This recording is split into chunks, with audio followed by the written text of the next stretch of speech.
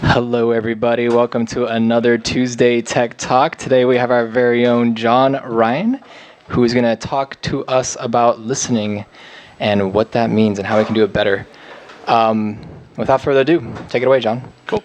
Thank you. See some folks are wrapping up there, grabbing some lunch. Or do I go ahead and split your ear there?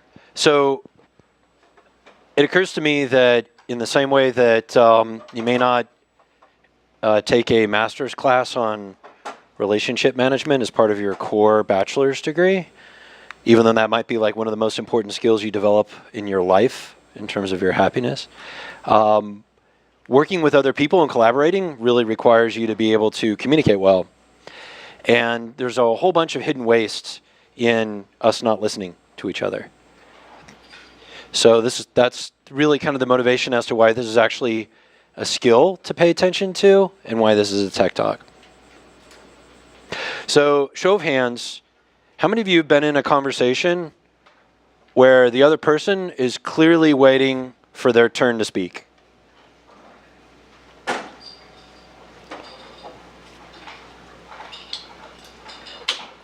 All right, show of hands, how many of you have been in a conversation where someone else is speaking and you know you're rehearsing for your turn to speak? Think about that. All right? Okay. So we're all experts at listening. That's what I got from that survey, especially Jeff. What do we mean by listening? So what I want to do, this is going to be pretty interactive. I'm not going to lecture at you about listening.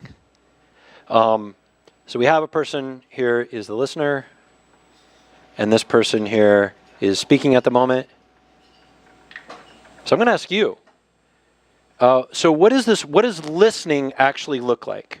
So what does either one of these people see, or hear, or think, or feel?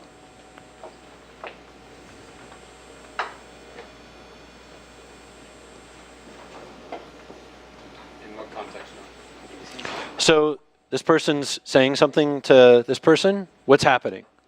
What does actual listening look like? Michael?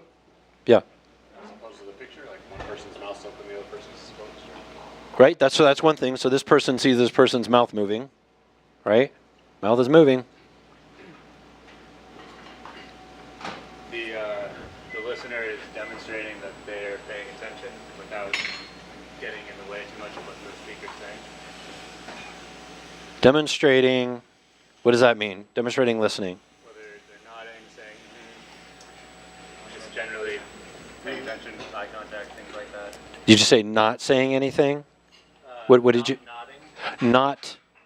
Not nodding. So this is not showing that I'm listening. Is that what you're saying?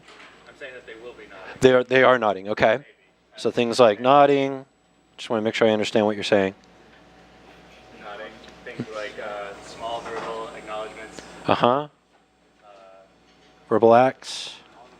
Yeah, other nonverbal acts that we haven't described. What are some nonverbal acts? Acknowledgments. Eye contact. Eye contact. Love it. Go for it. Take them. You're not listening, Don. Yeah, it's hard, right, with the split attention. I'm just writing stuff up on the board and I'm not catching it all. What else? What other things is going on with the listener? Desmond. Might be expressing that they're not understanding. Uh-huh. Right, so acts and acts. Is that okay? And what would a verbal knack look like? Frowning. Frowning? Oh, verbal. Verbal. I don't understand what you're saying. So asking questions to clarify? Should have started my timer. Okay. What's going on with the speaker? Pay attention to the acknowledgments and the symbols that the listener is giving. Uh-huh. All right, so there's some of the same kind of thing going on. How does the speaker know that the listener is listening? Looking for the same verbal For these kinds of things. So this person's delivering it, this person's looking for it. What else? How about feelings? What's that? Oh, no, no. I came across the listener might be wondering when the speaker stops talking to insert their own opinion. Uh-huh. When is it my turn? Yeah.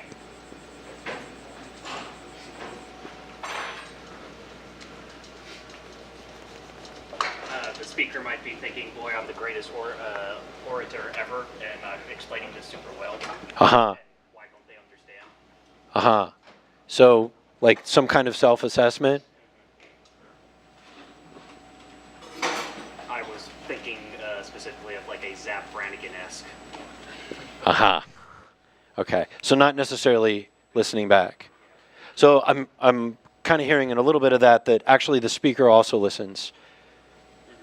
So even though they're talking, there's some listening happening there too? Yeah, Desmond. The listener might be feeling impatient because they feel like the speaker took a wrong turn like 5 minutes ago. Mm. So impatience? When does that come up? So you mentioned when like they felt like that the speaker took a wrong turn some time ago? Right, like you mentioned, oh, I want my turn to talk. There's also the like, hey, maybe we're having the wrong conversation Mm. and we're spending time Mm. going in the wrong direction. Potentially they feel like their signals that they actually have something to say now are being ignored, and the speaker's not like giving up the metaphorical talking stage. Okay, so the listener is giving signals, verbal and nonverbal potentially, and the speaker doesn't seem to be listening. That's a possibility. Okay. And then here in patience, is this the right track? Right? Okay. There's more to this to unpack, but I wanted to kind of get you to think about there's a whole anatomy to the listening going on here. It's not just the listener, the speaker as well. And there's a whole bunch of channels that are involved in this. All right. What do we give up by listening?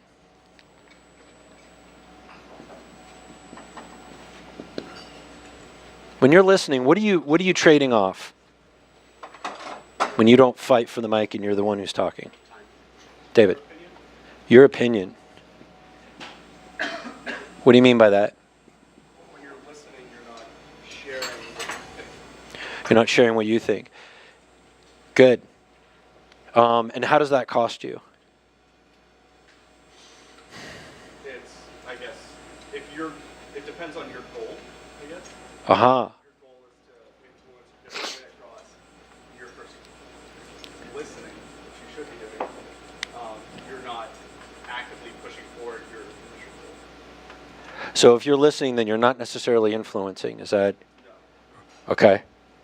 So you're saying, yes, I got that correct. Yes. Okay. I think. I don't know.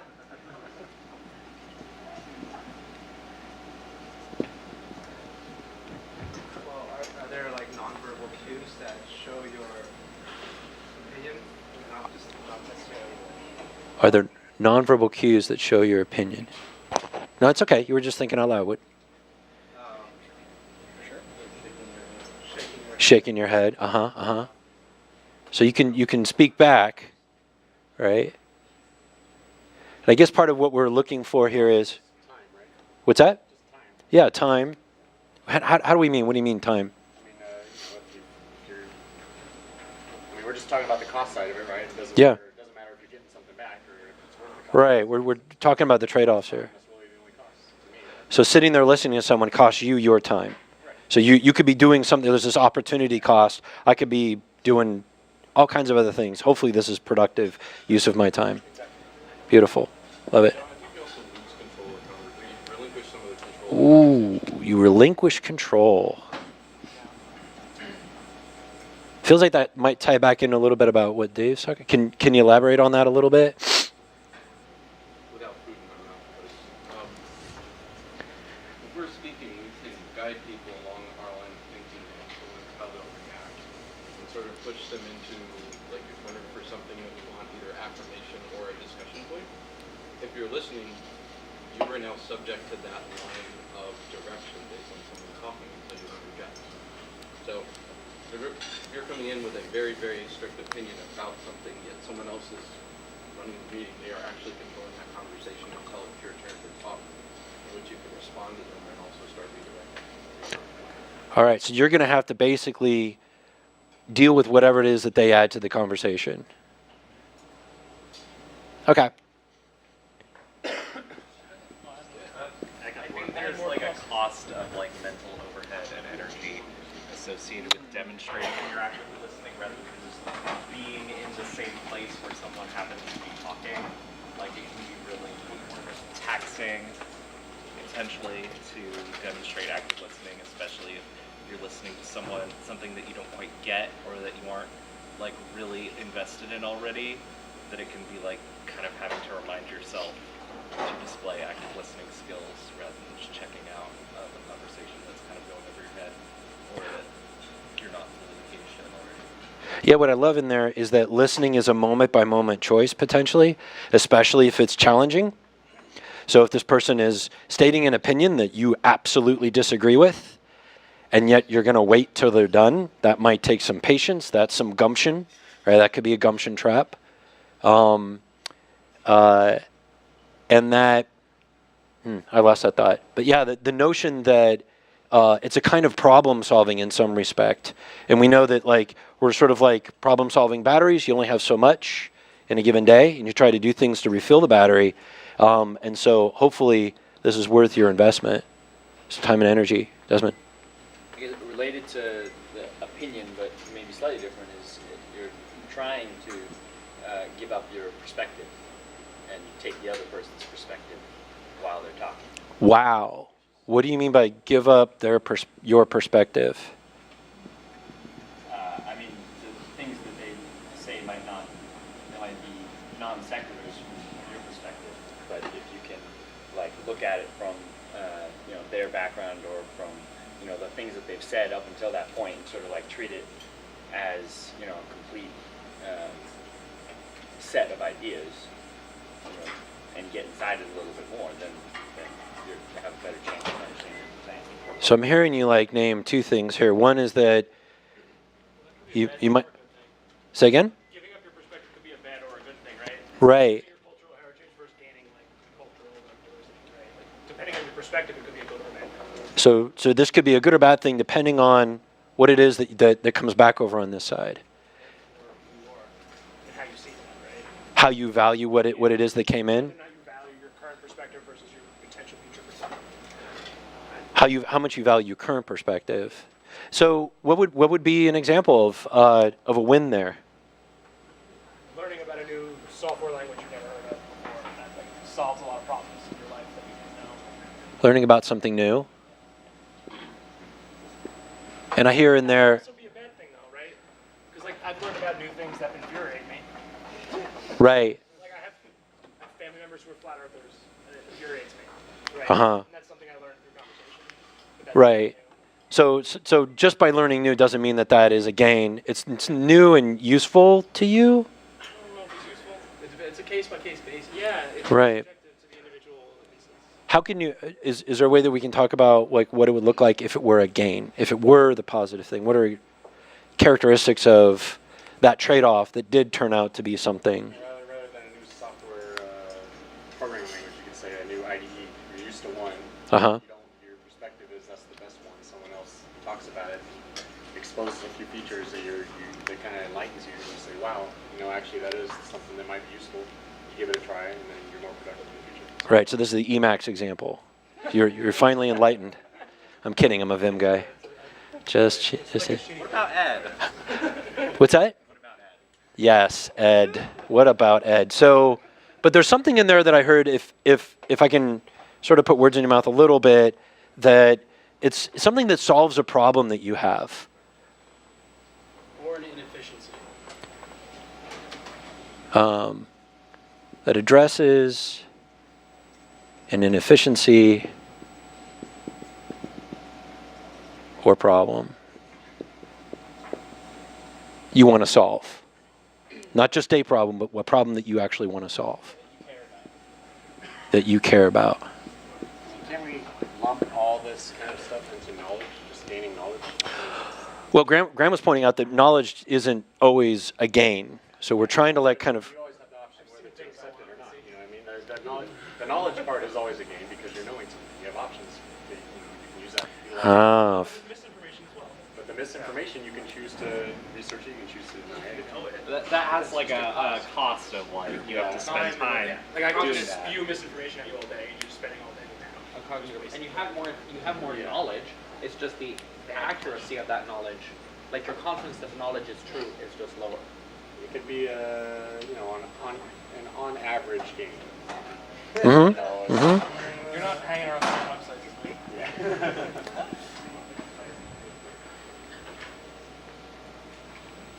Yeah, Desmond. I mean, they can help you get over your prejudices.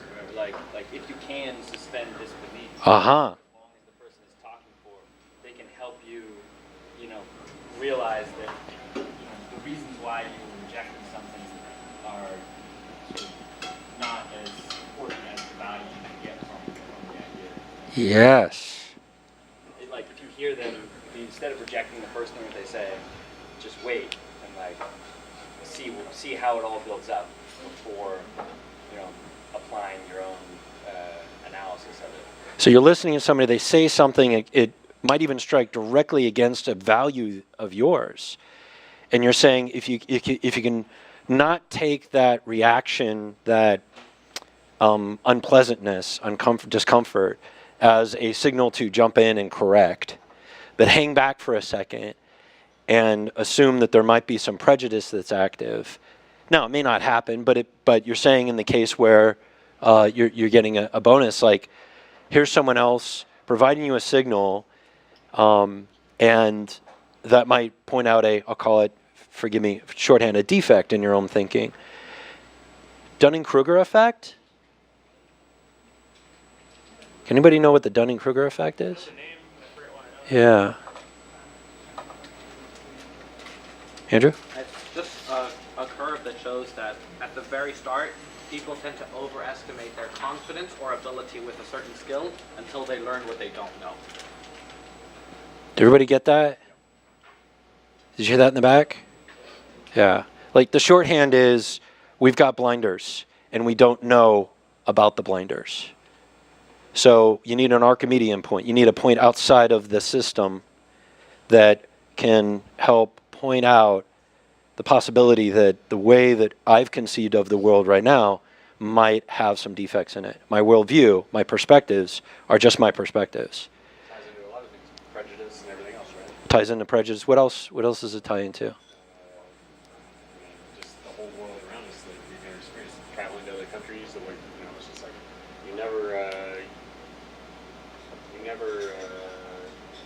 you always underestimate. You never know the reasons for things. It's really easy to judge because it's like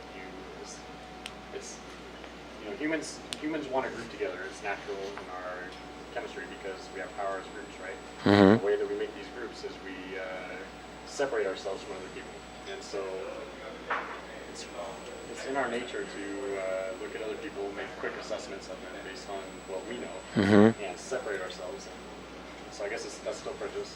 I don't know. I can't really step outside of prejudice. Yeah. So yeah, Jeff, you want to jump on this? I think you can refine it. Like define prejudice as like sort of like a willful construction of the world based on what you know. A willful. Construction of the world based on what you know. Uh-huh. And then ignorance would be like that unknown construction of the world that you don't know. So you're balancing the prejudice and the ignorance, right? You're listening to someone speak. It helps you refine those, expose some of the ignorance that you might have, and help that refine the prejudices that you do hold, right? Based on like knowledge that you don't have. But I think the refinement is a really way to balance that, also with a good and bad, because you can also, based on interpretation, you can make that refinement worse based on the knowledge that you're getting. So how you perceive this new information coming in? Yeah, it's not necessarily a gain, right? It's just information. And it's your ability to pull something out of that. It's all very subjective at some level, right? It can also build sort of like relationships. Like if someone's telling you something about that you don't care about, like their dreams, like no one cares. Yeah, But it's it emotional. builds trust. It builds sort of this emotional, sort of relationship to show that even if the subject matter is not interesting, that you care about them. That it's a so by in exchange for some of this, you might get some of this, and this. Oh, did we lose Dave? Too bad, because that would have helped him out understanding that, and I'm sure he would have gotten there himself. That actually, that trust might be a really valuable asset when you're trying to influence. Yeah. Tied into what he's saying, I mean, there's just emotional games that come from that we haven't even touched on. That that's probably a really big piece of listening. You know, it's like just family members, girlfriends or boyfriends. You know, just emotional. It's weird. You know, we have these things. People can say things that has really no relevance to the outcome of what's going to happen, or it doesn't have any meaning except for to make us feel good. Yeah, so rhetorical question, just something to chew on.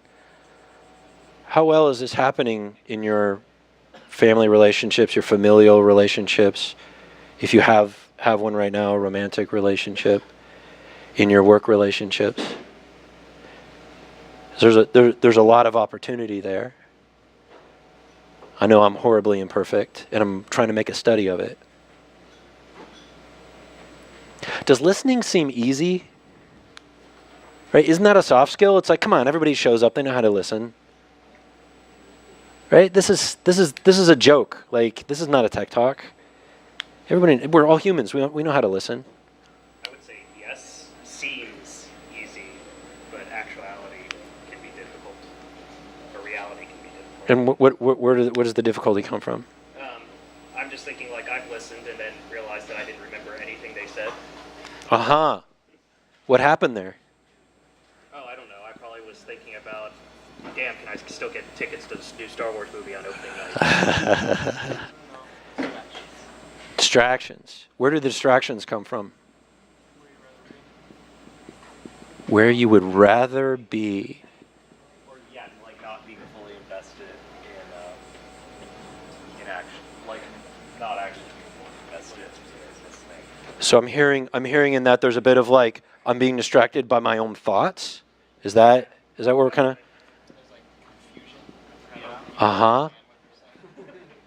Yeah. So there's sort of shiny things.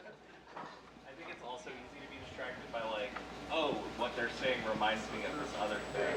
Ooh. Reminds me of another thing. It's like you get into like a cycle of what I would like to say in a response or what I would like to look up afterwards or stuff like that. That's very easy for me to get into where I'm like several steps ahead of the other person on some like imaginary train of thought that they're probably not going down. Yes. Which is definitely going on in my head, and so we've diverged like by quite a few miles. Right. You've got these two state machines going on, and they're not in the same state on many levels. So sticky thoughts, confusion, and then the other one that I heard in there was something like a conditioned response. Somebody says something, and I think that the kind of the new or the more common term these days is triggered.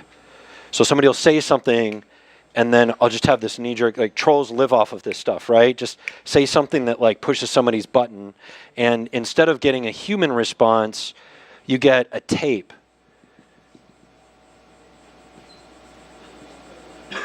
And it may not be something that you actually say out loud. It could just fire off in here, right? Yeah, Mr. Weeks. Planning what you're going to say next, so you're not listening. So think about what Right. Rehearsing. Anybody have any electronic devices? I just want to know what the thoughts though. Oh, wait, what? Okay, yeah. Sometimes like I'm talking to somebody and like if they're way smarter than me, like I'm processing what they said. I'll get lost Ooh. like a minute behind because like I'm trying to figure out what they said a minute ago and like I missed a minute of conversation. Okay, so you are there, you are listening, you're hearing every word, and you're parsing as hard as quick as you can. But the information is coming so loaded, this person is probably very familiar with the context, and they're just like soaring like an eagle over it. And you're like, I haven't even sent a scout out over here. And okay, so this, something like digesting, overwhelm. Yeah.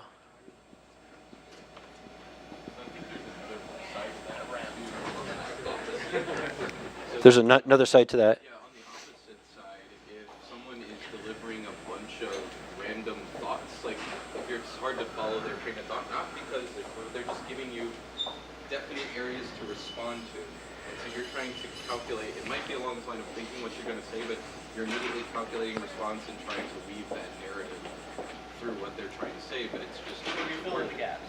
Yeah, so you're filling in, you're trying to come up with a coherent response to respond. But this happens a lot, like in the political arena, when you're rifling off a bunch of slightly tangential topics that require like deeper level responses, but you can only get to a point where it's just like you look like you're fumbling around with your response because So apparently the conversation's been turned on to you because you don't have an answer for everything in the universe. for all, and then like you got to keep this going, and you've got Miller's law, 7 plus or minus 2, cognitive capacity. God, we're weak, right, compared to those machines over there, their ability to track so many variables. So confusion from, can I say entropy, right? So it's like every question, every point is a thing you have to track.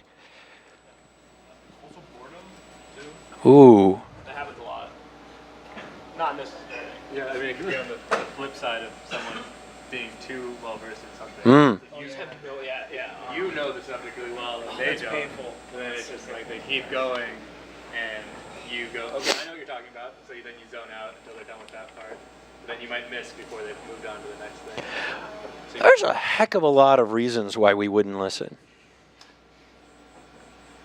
I thought of another game, though. Yeah, go for it. Sometimes people give you Free free food. food.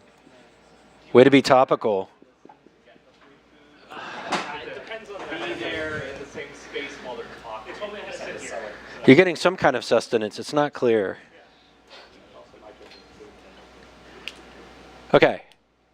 This is fantastic. Thank you for all this.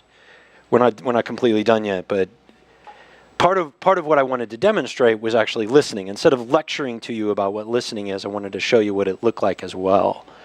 You said so many more things that I, in my preparation for this, could have come up with, and in deeper ways, and in ways that I didn't see connections. Some of the stuff I had going on. So I got something out of standing up here and listening as opposed to lecturing at you. So thank you for that. So then the next question is, how can we level up? And if there's so many things that are fighting this, how can we level up in listening? What are some practical things that we can do so we have an aspiration, maybe. That's up to you. You may think this is all bunk, but like there might be enough motivation over here, and we didn't list them all, right? Might be enough motivation there to want to get better at communication. So how could I be a better listener? Any thoughts? Try to be aware of like your trigger points. Like everyone kind of has like certain things will make me make lose control. It's like just being aware of those and trying to conscious of it. Yeah, can I generalize that a little bit and say be aware of your belief systems? Talk less. But no one's gonna say something. Talk less. What do you mean by that? What does that look like?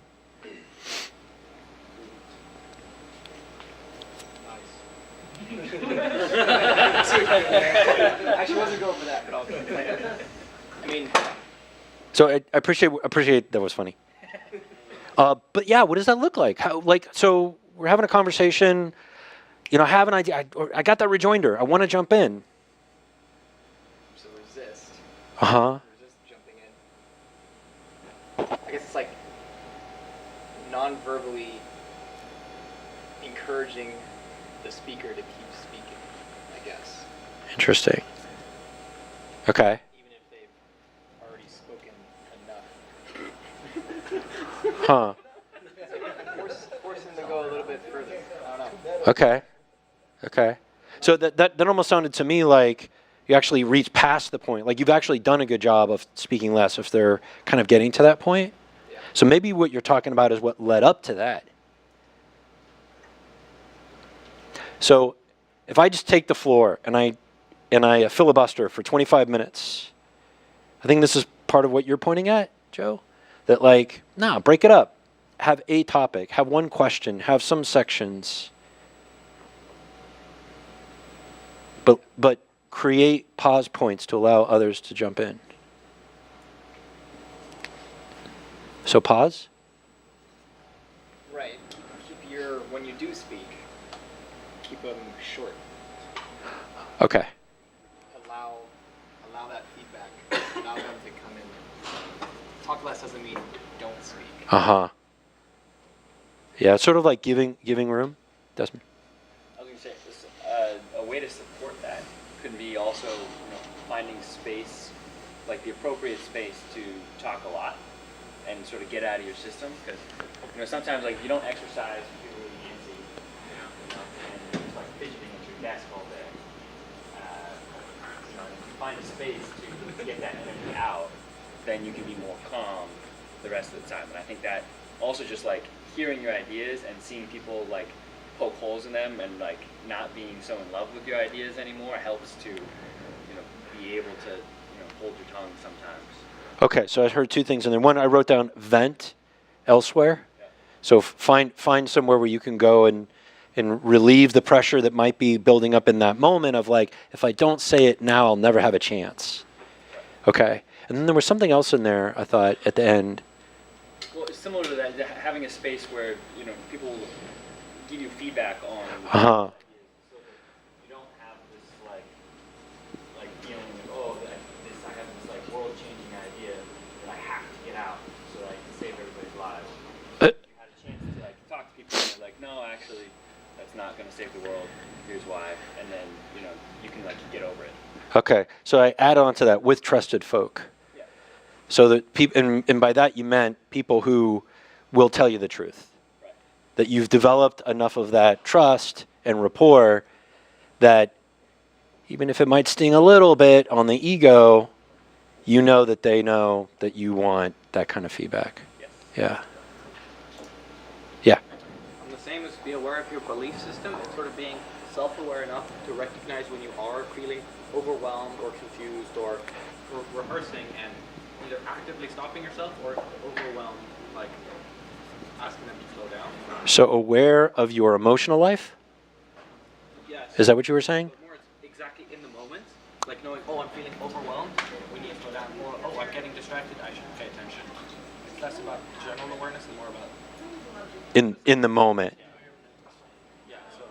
What was that? What was that? Like aware of mental state. Uh-huh. If you're aware of it, it's easier to act. Yeah, and my understanding of mental state is that there's like a bunch of components there, right? There's like when I'm thinking analytically, there's the emotional response that's coming up that has information energy as a part of that, right? Yeah, sorry, Jeff, you wanted to jump in? We'll get around. Another one is exit conversations that you're not ready for. Ooh. Like that's always a tough one for everyone. Like we started this a lot before we do here. Is like feel free to not go to a meeting if you're not going to add any value. The same thing can happen with a conversation. If it's too overwhelming, like I think a lot of this being aware is a second step. It's like if I'm not ready to have the conversation, just respectfully saying, just maybe a little bit later. Let's schedule something for like next week. I can prepare a little bit more and work on myself. So I think that's the hardest one. I would say. Yeah, that's beautiful. Yeah, there's a little bit of something in that around how you're able to negotiate that effectively, right? That's contextual. Get that? Easy to say, hard to do. Yeah, I get on my phone, I just ignore my wife and say, hey, I'm going to schedule something with you later. That usually works. Yeah, Graham? He started mentioning it a little bit before, but be sure to communicate any problems within the conversation during the conversation. So like, don't wait until the end to be like, hey, I didn't understand a word you just said. Ooh. Like cut them off ahead of time, like to let them know that like I don't know what you're talking about. To like fix any sort of communication issues during the communication. Okay, so address communication issues immediately. I've heard this described immediately as radical candor, as an aspect of radical candor. So something to Google to like sort of go deeper into that topic. That's fantastic. I was going to say, kind of along the lines of like keeping your talking points short, keep them on topic. Just because if you're all of a sudden spewing out something that's totally off topic, one, the other person understands that you weren't even listening, or they think you were listening, and then two, your conversation is segueing into something totally different. And so. And it makes it harder for them to listen as well. It makes it you're right, in the same way we were talking about. Jeff was talking about how like the more you lay out on the table, that hard it is to track, hard it is to listen. Yeah, love that. John, I Stay on got top. kind of like an extra credit for listening things. I mean, Oh, you want a bonus point for this? Go. No. I'm talking about like something that you do that not a lot of people do that you're probably, you might be better at it than almost anyone I've ever seen, is relaying how you're feeling while they're talking to you. You know, like through your emotions or through your actions and through your facial animations. You got great animation. Oh yeah. My wife says, "Stop with the bug eyes, man." I don't know if you've seen it. She's like, "People who know you, the bug eyes are okay." Yeah, and it's fun. It's almost like your eyes like pop a little bit. Like They do. They do. It's a good thing I got the glasses to keep them smaller. It would freak you out. Be like, "Blah!" Cartoon eyes. Okay, so not nonverbal. Yeah, and then it's not only. That's why I say extra credit. I think it's it's just more like something that it does provide value to the conversation, but also it makes it fun to talk to somebody when they are engaged. Like how you get really animated and like, hey, and it's like, Right. that's fun. Bring in some energy to the conversation. So if you don't mind, since you gave me a little bit of an in, all right, I'm going to wrap up here. I would love to sneak in there the bit that all those things are, and I know you know this. I just want to say this out loud. Those are the surface level experience. They're the byproduct of me actually being interested. I really want to hear what you have to say, and I try to cultivate that as an attitude with every person that I engage with. Now, it's not every conversation. It's not, but I really make an effort, especially when it's the workday. I feel like, so I'll speak as a pivot, like as a consultant. I feel like it's critical that I'm listening. But it doesn't even have to be a consulting thing. That's a big part of what makes consulting successful, is developing that trust and actually getting the information that comes from listening, but also just with each other, just in problem solving. And then for me, part of this is that my world gets bigger. So I hear things constantly, even if it's just a slightly different way that it's articulated than how I would articulate, kind of opens my world just a little bit more, and I feel just a tiny little boop of joy, just a little boop, like as my world's just a little bit bigger. So that for me is kind of like that same kind of dopamine hit you get from like TDD. It's a similar kind of thing of like, I got to bring it back. So then one last thing I wanted to a rider on here and then let us go so we can enjoy the rest of the 5 minutes left of our lunch. I want to put a plug in there for something that has been working for me. I've been a mindfulness meditator for now off and on 20 years, and what that has done is given me a deeper awareness of my moment by moment mental state. It's far from perfect, and I've heard of people who go on month-long silent retreat, like super intense stuff. And basically what they come back with is the ability to see these things activating and just on the other side of that conditioned response, be able to make the choice of like, okay, am I going to hang out in anger or frustration, or am I going to choose something else? So it really shortens the length of time that I'm hanging out in an unskillful mind state. So by not all means any kind of endorsement, but it's like anything that really would resonate with you in terms of taking a moment to really start to see what's going on up here. Turns out it's a lot of the same wetware as those other Homo sapiens around you. And so having an understanding of how this one works a little bit better from the technician's perspective can help give some notions about what might be going on with the other one. So that's something that I found helpful. Another one was, and I can't believe I didn't grab on the cards. I've been practicing recently with a deck of cards called Mixed Emotions, and it's like 60 cards, and on each one it has an emotion written at the top, and then some synonyms or related experiences underneath that. And it's been fun kind of in certain situations, especially with some intensity, like going through the deck and throwing down like, oh, these 5 things are active right now. So not one emotion, but like many emotions on a pretty regular basis, which is amazing.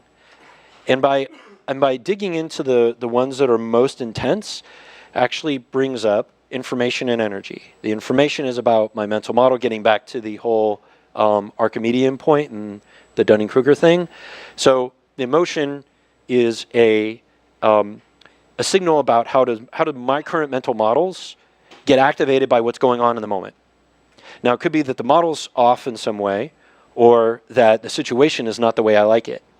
Not sure yet, but that's really cheap information if I'm willing to listen to it. And then with an emotion comes actually an impulse, some energy. So that's most easily sensed in like anger or rage or joy. So that energy can actually be turned into some skillful response as well. So there's information energy. So there's a real powerhouse in exploring and just practicing noting what comes up. That's it.